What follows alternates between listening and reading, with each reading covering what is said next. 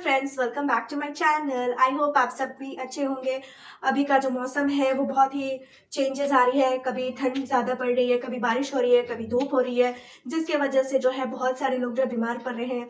उन्हें सर्दी हो रही है, खांसी हो रही है, जैसे मुझे भी हो चुकी है और मेरे घर में भी सबको हो रखा है।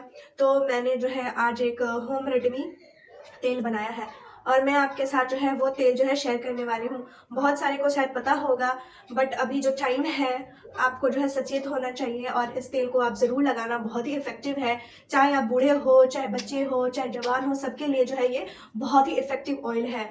इसमें कुछ भी ज़रूरत नहीं है, बस 3 इंग्रेडिएंट्स की ज़रूरत है।